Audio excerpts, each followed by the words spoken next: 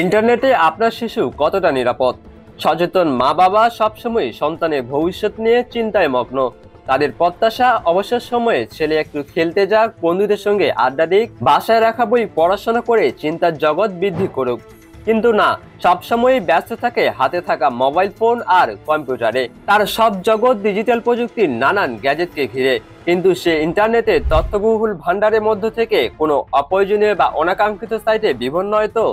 এমন আশঙ্কা আর দিনের পর দিন কৃত্রিমত্তার জগতে মুখ গুজে পড়ে থাকার কারণেই তাদের এই উদ্বিগ্নতা।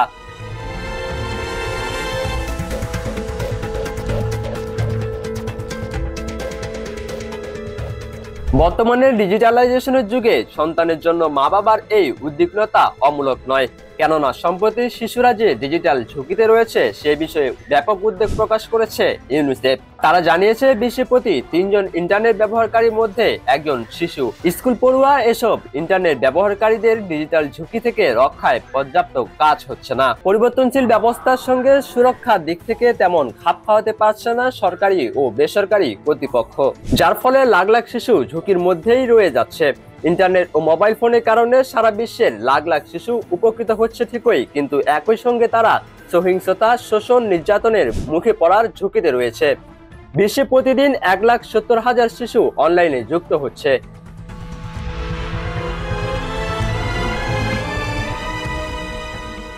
তবে কোনো দেশেই এসব শিশুদের ইন্টারনেটে সুরক্ষা দেওয়ার মতো পর্যাপ্ত কোনো ব্যবস্থা এখনো নেওয়া হচ্ছে না।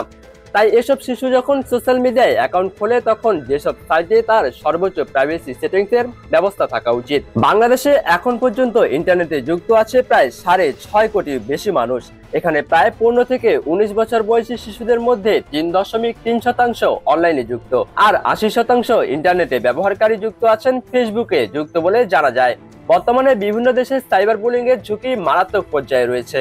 তাদের মধ্যে যারা অনলাইনে গেম খেলে তাদের ক্ষেত্রে এই ঝুঁকি আরো বেশি, যার মধ্যে 18 থেকে 64 বছর বয়স পর্যন্ত অনেকেই রয়েছে। কিন্তু এসব কম বয়স্ক শিশুরা সাইবার বুলিং এর শিকার হচ্ছে বেশি।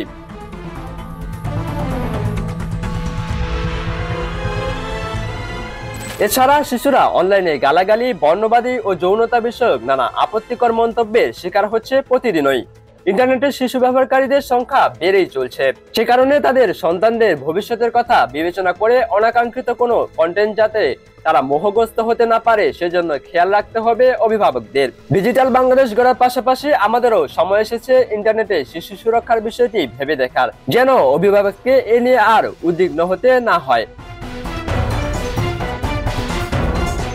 মাহমুদ বিন মারুফ, ডেস্ক রিপোর্ট, সকালবেলা।